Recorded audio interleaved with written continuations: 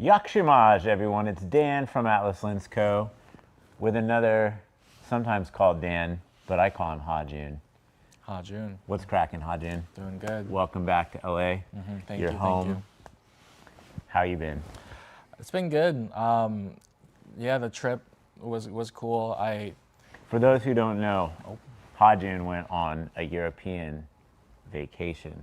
It wasn't really a vacation, it was a workcation. It was definitely a workation. Yeah. A lot of work, not a lot of vacation. Well, you could tell me, did you get to have some fun? Oh yeah, absolutely. It was my first time stepping into Europe, like ever, so it was cool. Went through London Heathrow, which was like, oh, it's my first European country is London. Whoa, Yikes. they Brexited, so they're not considered Europe, right? right? You know, that's true. You stepped into Britain, Yeah. touched British soil. British soil? British, yeah. No, but it was fun. I went to Poland. You were really in it, weren't you? It was In it. yeah, with a bottle of water, for sure. No, I went to Poland for the Camerimage festival. Is it Camerimage or Camerimage? Because you keep calling it. I call it Camerimage, but I don't know. I'm going to only call it Camerimage, and I may not call it anything next year. We'll see. Yeah, What do you think?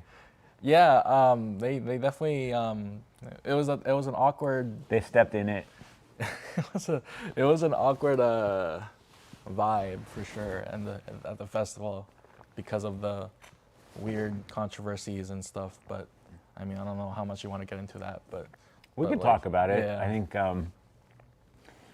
the director of the festival said some things that are regrettable, and we don't need to directly address those, other than to say that like Atlas Lens It just Co. made it, it just made it awkward for sure, especially because we were trying to host the all women's panel for one of the first seminar, and yes, last minute something didn't work out and we had to change plans a little bit, but it was still a cool experience for not only me but also for the team to kind of connect with, because we talked to so many people over there, a lot of local filmmakers, a lot of growing filmmakers, and I even got to meet Mr. Fraser. Mr. Fraser. Got a Greg Fraser. got a 0.5 photo with him. Pitched him the whole thing. If you don't know, As I always Hajun is famous for his 0.5x selfies. That's one of his specialties. He has many specialties. But it was also a really exciting debut for a new product you may be looking at Hajun and I through right now, which is the Atlas Lens Co. Mercury 27mm T2.2. They did it And again. right now they did it again. They did it again. We're looking at Hajun and I through a prototype 27mm with a red Komodo in Atlas scope. So if you don't know, Atlas scope is a format that we've been pioneering where you turn your camera vertically so you have a taller sensor rather than wider, and then the anamorphic optics de-squeeze to make the image more square. So you get a more square aspect ratio. We're a little bit tall because it's a 17:9 sensor, so great for you out on the internet looking at this vertically right now on your phone, no matter where you are. Hopefully you're not driving and looking at the phone. Don't do that. Hopefully you're in a safe spot like Just hear our your voice. office. Yes, just hear the dulcet tones Yeah. of Dan and Hajun. Yeah. Don't look at us. But you can look at us if you're not driving a Yeah. car. And this is the 27mm Mercury prototype, which debuted at Camerimage 2024. Huge shout out to Forrest, Scott DeWald, Merve, our entire mechanical engineering team, our optical engineering team. They did it again, as you said. So. They pulled a lot of strings to make it happen for Camerimage as well. True that, which was crazy to hear, because when we left for like when we got on the plane and all that, we didn't ship it out. Nobody was carrying it with us. Forrest joined us a couple days after we landed with one of the first prototypes. So our team didn't even get to see it in person until the event actually started. So that was like a crazy experience to kind of like live learn what the product is about and present it to everyone.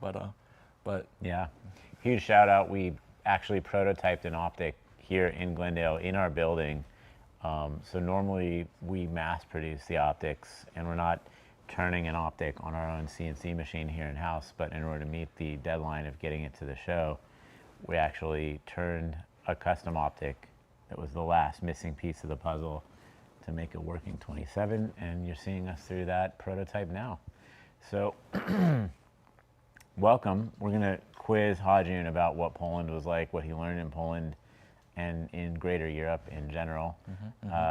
I have one question, then we're gonna see if there's any audience questions. My first kickoff question is, Sure thing.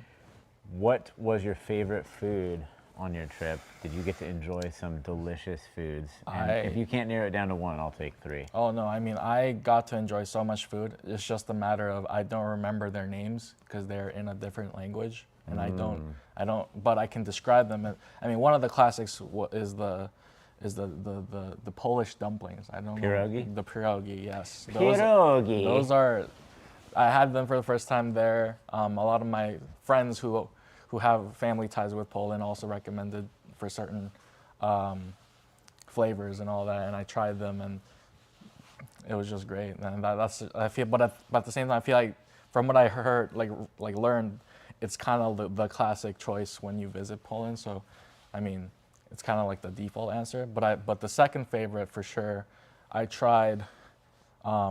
They had this thing. I'm not sure if it's a thing outside of Poland as well, but the hot beer, but like gingerbread flavor, like because Torin, was it Torin or was it Poland? Yeah. Torin has a thing. I don't know the entire history behind it at all, but something about gingerbread is big there, and they had a very specific hot beer, but like flavored with gingerbread and some kind of spice that I just really, really liked. Wow. And because initially when I just ordered off of the menu because this is the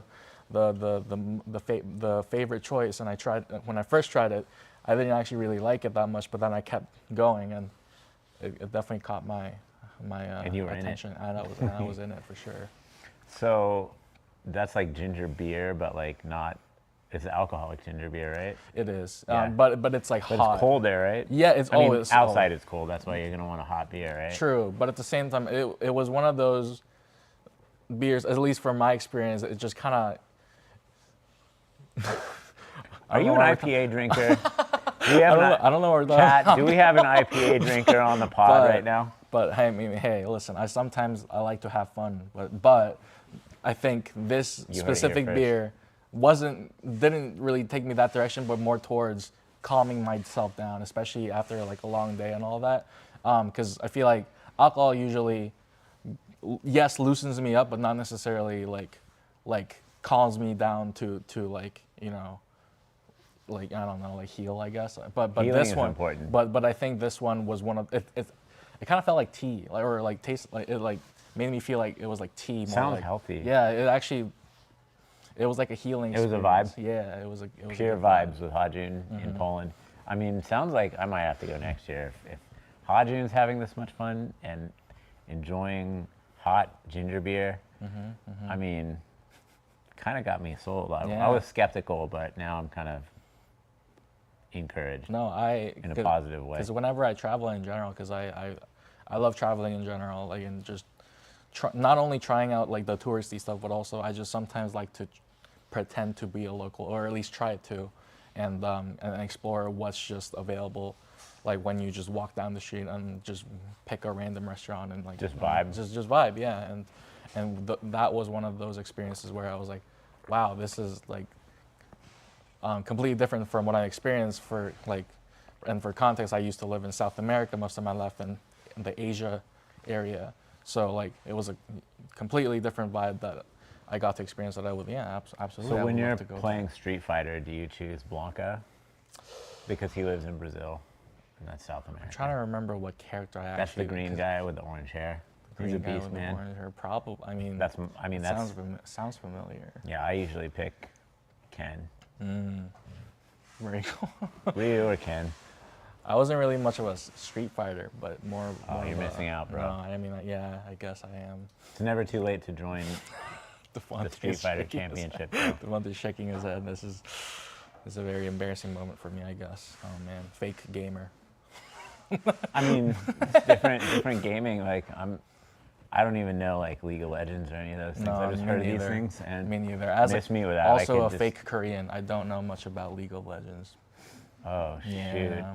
Exposed on the pod. No, yeah, I mean, Chat, at is least this it's real? At least it's me who's saying it. You know what I'm saying? Yeah. Shoot. Yeah. Okay, well, if you have questions for Hajun about what it means to be Korean American, Korean South American in Poland or in LA, hit us in the chat. But yeah, you're looking at us through a 27 millimeter Yeah. Mercury prototype, and guess what, folks?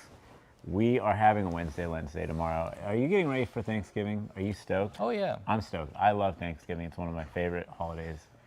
No matter what, I like to eat. I like to get together with family and have a good time. Yeah. Yeah, we're doing our family, since they're not from the U.S. We don't celebrate the traditional days of Thanksgiving, but our friend group is doing a friends group with our Friendsgiving in the LA area. But my family's actually visiting my home back in DC, and actually I will be flying out Thursday night, so that'll be fun. So you're going to be in DC? Yep. We're going to send you on a quest. Have you ever been to the 9 o'clock club? Cat No, club? I don't think There's so. like punk clubs in DC, and I grew up listening to DC punk music. And Matt Sala is also a DC local. Oh, I I didn't don't know know if that. you knew that, I but did you got to not. talk to Matt Sala Oh, because okay, yeah. he also enjoys DC hardcore the way Gotcha. that I enjoy DC hardcore. Shout out all DC hardcore fans. Drop in your chat your favorite split 7-inch. I know what I'm thinking of, and if you can guess what I'm thinking, drop it in the chat and you'll win a prize. Cool. All right. Well, are we getting any questions from the YouTube or the Instagram live? You know, we're simulcast streaming. We do this every Tuesday. It's not always a bop like it is with Hajun and I on the channel, but we're going to make it as good as we can for you today. So shout out everyone out there. Shout out B for amazing technical production. Shout out Justin D'Amelio. Shout out Hajun, of course, the GOAT. Shout out Lily. Shout out Devontae, keeping it real. Shout out Aldous. I hope you're feeling better. He's sick. I just heard he got beaten so bad at Muay Thai. Wait, That's why he was out yesterday. Aldous, if you're in the chat, gosh. let us know that you're surviving and that you didn't get your brains knocked out in Muay Thai. We have a question. Yeah. Will the new Mercury lens be at Lens Day tomorrow? You better believe the prototype 27 millimeter Mercury will be at Wednesday Lens Day tomorrow from 10:30 a.m. to 1:30 p.m.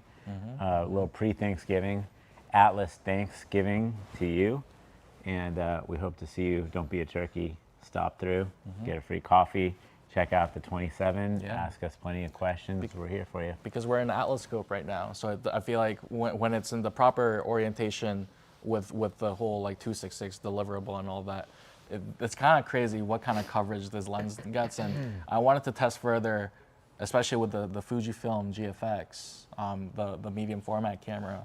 I didn't get a chance to test it too much, but if Right it's, after this stream, we're going to do a little stills testing in very 4x3 cool. mode. Yeah. Big shout out to Michael Bulbenko at Fujifilm. Shout out Julian Jari, who just rented GFX and did a little testing. And you can see on our Instagram, we reposted some of the beautiful shots from Julian. He was shooting for Autorama camera. Shout out Autorama. We love you. We love New York. And we love Julian. It's beautiful work. Yeah.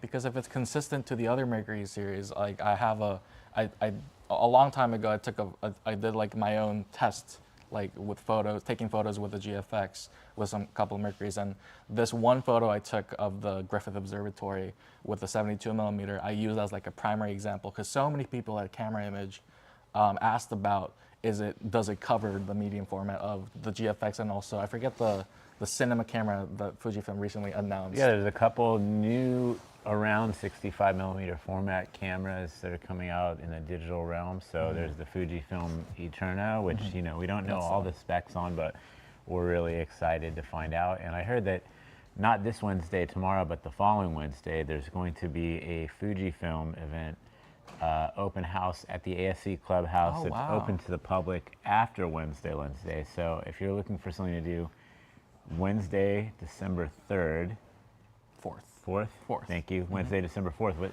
actually happens to be a very special Wednesday. Yes. We're hosting the folks from Arri. So we have some Arri cameras, some Arri lenses, maybe a little Arri lighting, do a little demo in-house, a lot of questions and answers answered for you in real time here at Atlas Lens Co. in Glendale, California. Come through Wednesday, December 4th. After December 4th, Arri Atlas Wednesday, Lens Day. Pop on through the ASC Clubhouse for a very special Fujifilm open house at the ASC Clubhouse. So if you've never been to the ASC Clubhouse and you're in the LA area, this is one of those rare times that the doors are open to the public. I highly recommend stopping through and saying hello. The history, the glory, the camaraderie, the motto of ASC is loyalty, progress, and artistry. Those are things I think most of us can get behind in advancing the world of cinematography for all people. It's certainly something Atlas believes in. All people, lifting cinematography and storytelling. So pop through. I think you're going to have a good time. Oh, yeah. If there are any other questions, chat. Let us know, what do you want to ask Hajun about his adventures in Poland. We saw that we did the camera breakfast with Red. Yes. That was a cool collab. It looked like from a distance here in LA. How was the breakfast there? Oh, it was great. The brunch, especially because we were, I'm assuming we partnered up with the local cafe as well, and their coffee was genuinely not as good as Brand's here at Wednesday. Shout out Brand at Kaleido Coffee. But for Poland standards. For Poland, hey! It was actually really good, and I especially loved their croissants. I'm not like, that was like a surprising. Oh wow, these France, Poland's coming for you.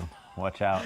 They were surprising. Yeah, Croissant. Yeah, they were surprisingly pretty good. And but anyway, yeah, no, it was a great opportunity for so many of the attendants and attending filmmakers to not only talk to us and Forrest about like the engineering behind the lenses, but with Red as well, because not all of the big camera companies got to have a booth this year. So I feel a lot of the big camera names like Red, Arri, Fujifilm, they didn't, even Canon, I believe, they didn't get a booth this year, and so many people were talking about it, which is why I brought it up earlier with the Fujifilm GFX. But anyway, it was but the people from those companies were still around, so like including with our brunch, and it was a great opportunity for the filmmakers who are actually looking for either answers or just looking to connect in general, to actually meet the representatives that were actually willing to be there, to actually be willing to like connect with as we say, communities. Atlas, the world of cinematography in your hands. So Yeah. you really brought that cinematography and put it in their hands. I did, and now it's in my hands now. Awesome. but yeah, it's so weird to be in an event where you feel like each brand, each cinematographer for these big films initially seemed inaccessible and initially seemed very like, I don't know, like a high wall that you have to climb to even get to like talk to. Like, yes, you can talk to the brand representatives and all that, but like when you talk to the actual people who are in charge of these companies and like these in terms of the engineering aspect of stuff, and even the films that were the great films that were made, The artists. Yeah, the artistry.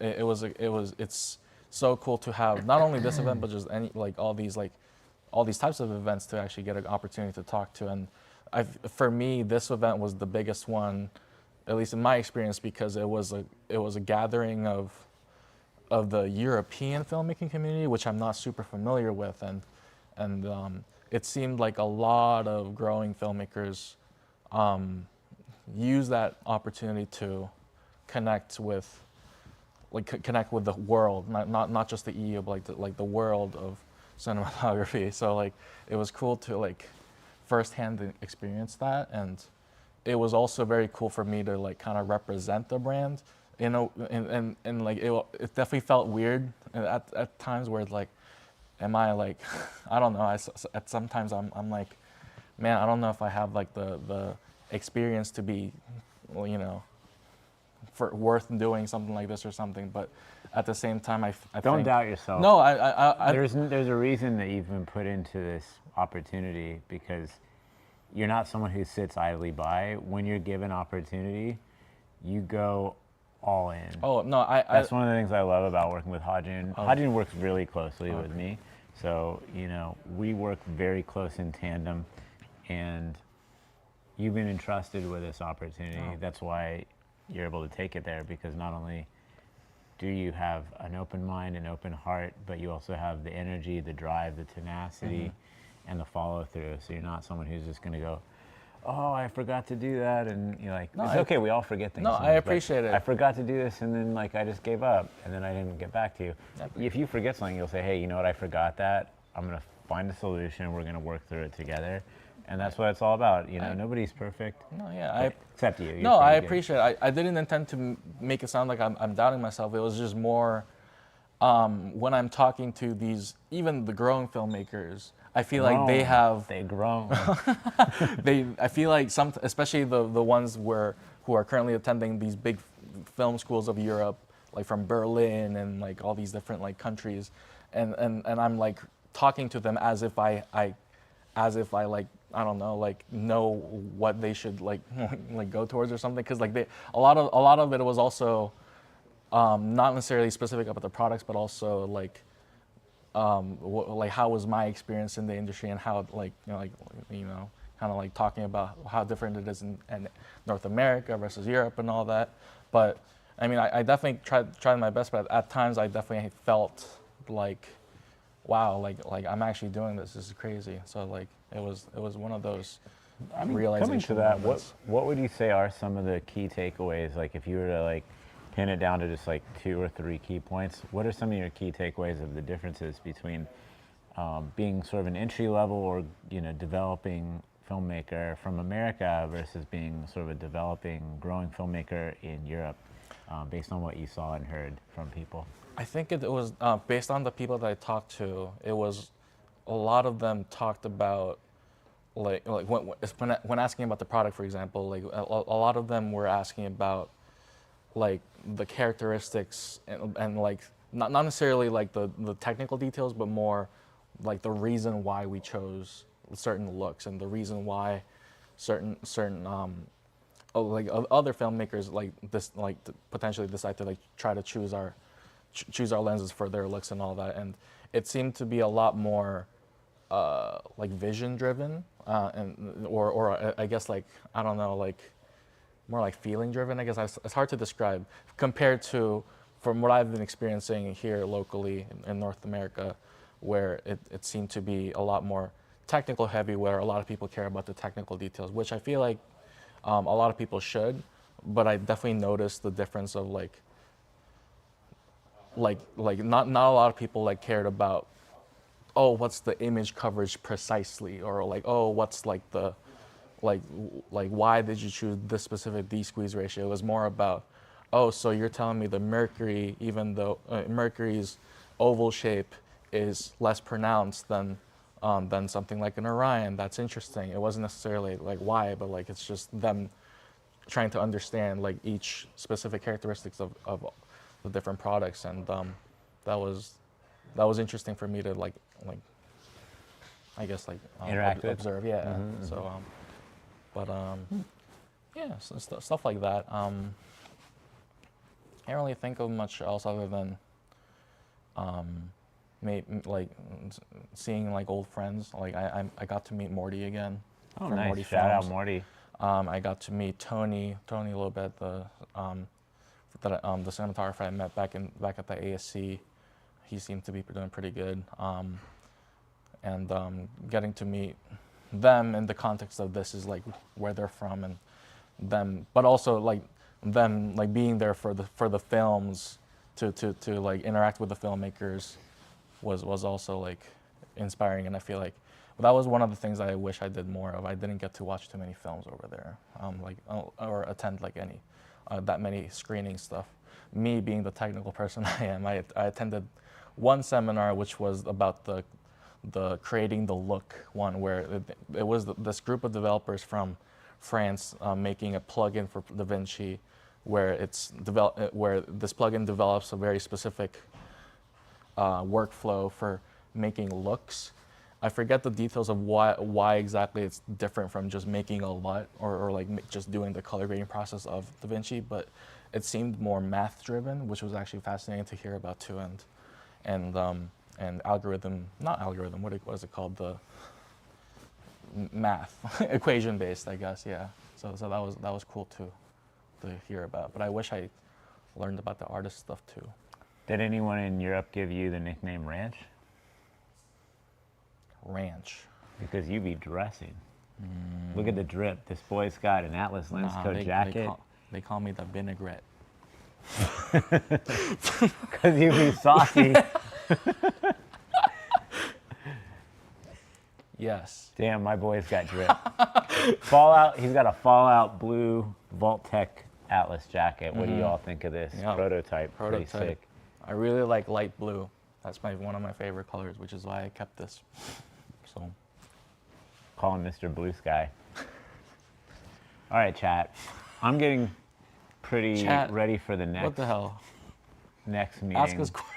But you know, you did miss out on a few things while you were gone. Oh yeah, we actually did a few things here in LA that were pretty cool, fun, and impactful. So we did Women in Media Lensapalooza. Oh yeah. At Bokeh Rentals. It was pretty sick. Actually, Nice. got to meet some really cool filmmakers. Shout out Flo from Ving Vodka. Got to taste some really delicious vodka sodas in a can that were very, very healthy. It was like having a salad and a vodka soda in a can at the same time, and it's supposed to be like BPA free, so like no toxic stuff in the can. Oh wow. So that was pretty good. So shout out Ving Vodka. Got to try it if you haven't tried it. If you're old enough to drink alcoholic beverages, not if you're young. Yeah. And don't drink do drink responsibly. Yeah. Don't drink if you're underage, and do drink responsibly if you're overage. Don't make fake IDs. Don't make bad choices. Yeah. Like this guy does. No, he makes good choices. Always good choices. I've never made a fake ID in my life. I think. It was the AI that did it. How was the response for the 27 lens at Camerimage? Like, how did people interact with it? Did they like it?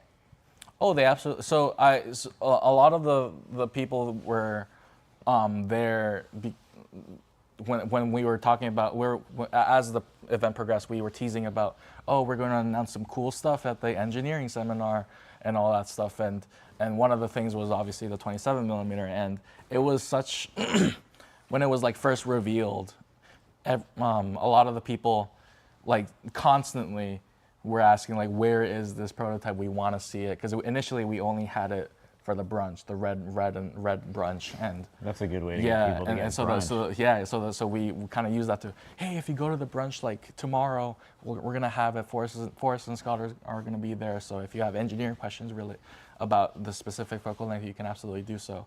But when we start to actually have it in the booth space with the cameras, so many people got to ask, first of all, it was also like a lot of the people who came by were actually doubting that the 27 would be a bit too distorted because they're a bunch of babies. Some people were interested in what the characteristics were going to look like from their experience with a 36 millimeter compared to the 42. From what I heard, like from HQ, about how the 27 actually potentially looks a little less distorted than the 36. I was actually super intrigued. Less breathing. Yeah, so when I got to actually see it in person, like on the camera, it was like somewhat true, and that was like, yo, hey guys, if you expected more, like if you thought it was gonna be like more breathing and more distortion, you really got to check it out. Yeah, you got to check it out like in person, and it's not really super apparent at the Atlas scope right now, which is why you should come over for Wednesday Lens Day. I mean, we're about 6 feet away from the camera in Atlas scope mode on a Komodo sensor, which, Komodo is Super 35.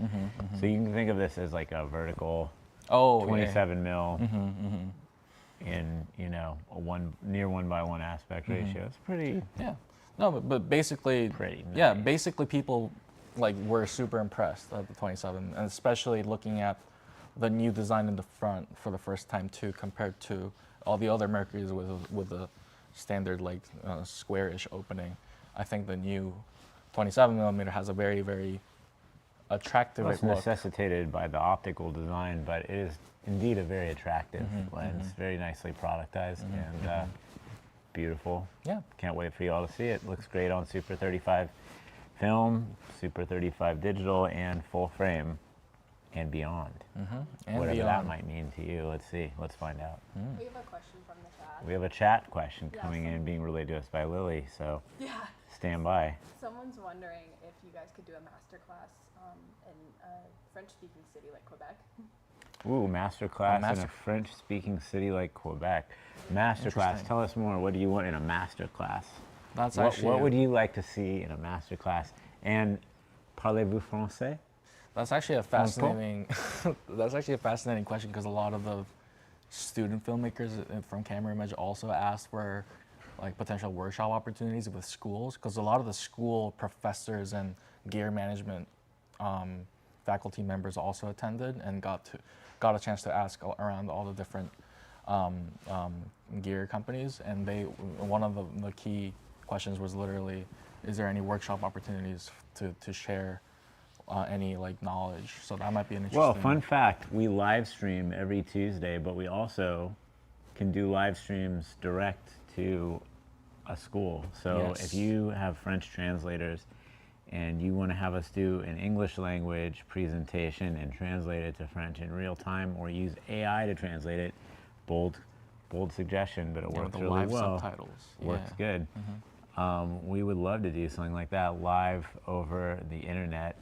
We don't have an unlimited travel budget, so if your university has travel budget and stipend, we might be able to send some folks out to your town no matter where you are in the world, but we don't have an unlimited travel budget. We are primarily focused on the world of cinematography being projected, telecast from LA. Sometimes we have to travel, but this isn't Atlas Airlines, you know what I'm saying? So if you have budget to pay for us to travel somewhere and do a presentation, we can consider it, but we'll do it for free over the internet anytime. Just shoot us an email to info@atlaslensco.com.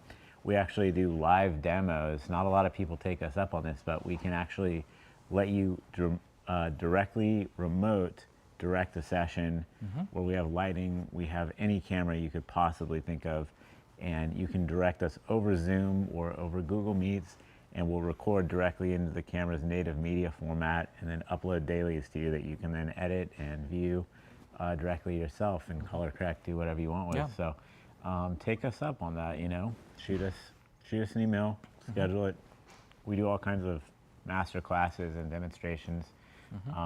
But again, just shoot us an email, let us know what you want. That was one of the biggest ways that I answered those questions too. Like, while we don't necessarily have like a workshop program of per se, we always have the live virtual demo system where, yes, people can request demo sessions and if you're not in the local LA area, then you can request like an online session, and that actually intrigued a lot of the filmmakers that I talked to. And we actually invented this before the pandemic, and then not a lot of people took us up on it even during the pandemic, but we kind of streamlined and refined the process and got better at it over time. So yeah, it's something that we have available. So take us up. Yeah. So yeah, we did that Women in Media Lensapalooza. That was a hit. Nice. We also did we attended a couple different Kodak screenings. Oh yeah. Or not screenings, full screenings, but Q&A. So Q&A sessions. Yeah. there was an Anora Q&A with Drew Daniels, cinematographer, and Sean Baker about Anora. And then we had another session that we went to with Gia Coppola and Autumn Durald Arkapaw about The Last Showgirl, which was shot in 16mm anamorphic. Nice. So that looked really beautiful, and you know, Nice. Q&A was done by admin by Spike Jones, which was like very special for me. One of my favorite filmmakers of all time. So yeah, that was a really nice event. Wow. Yeah, because every time I leave for Poland or leave for any trip in general, HQ always seems to do something really, really cool. Like, I don't know how much we can talk about the recent the Porsche Dakar, that one. That was a cool shoot that I would have loved to be part of, but So our team did an in-house project with Ivan, who is from a media company called Mitokino, and they do a lot of automotive, motorsports, cinematography, and photography. And so a bunch of our team went out to Trona Pinnacles with a Porsche Dakar and did some dusty burnouts. That sounded so cool. With some of the telephoto Orions, the 135 and the 200. So if you haven't seen the 135 and 200 Orion or the new 27mm Mercury that you're looking at us through right now on Atlas Scope, come through Wednesday, Lens Day, tomorrow, 10:30 to 1:30, or any Wednesday, 10:30 to 1:30, and hope to see you soon. We're probably going to sign off in a second here unless there's any other questions for Hajun about Poland in the chat. We'll take those questions now, but otherwise hold your peace and prep yourself for Atlas Lensgiving tomorrow. Don't be a turkey, come through. And if you want to hear Hajun freestyle, drop an L in the chat. No, drop a W in the chat. Don't drop anything. Please. Give me a freestyle about Poland. Man. Yeah, that. Well, last time I was here, I did a rap thing, huh? That was slapped. crazy. That was so good. It was not. I just listened to that on repeat. I'm driving to work. It was just not listening because it was just Hajun's not. freestyle. It was just not rap. It was yap. It was just me yapping, just without rhyming, without anything like that. But oh man, I don't want it to be a thing. Every time I join a live stream, I start rapping. Anyway, oh yeah, here's the rubber Ducky. duck. Yeah, my friend group did a Duck Dynasty Halloween dress group thing, and Be on the lookout for the photos. Shout out Kodak shot on film. Oh yeah. We're gonna have some photos dropping very soon on the Instagram from our Halloween party. A look back just a couple weeks ago. Feels like it's about a month ago now. Yeah. Been a while. Film takes a while to develop sometimes. Yeah, shout out to Anna who bought a bag of rubber duckies and just kind of left it at HQ here. So we just kind of find random rubber duckies every now and then still. So that's awesome. Anyway. Yeah. Duck. Just kidding. Oh, God. All right. Well, shout out, team. Once again, thank you for a wonderful Tuesday telecast. Hit us up with an email or drop us a DM on Instagram. Shout out everyone here at Atlas Lens Co. getting ready for Lensgiving. And thank you for giving us a little, insight into your trip to Poland for Camerimage 2024. Let's keep the world of cinematography flowing, growing, and showing. Stay well. We'll see you soon. Peace out. Hasta la vista.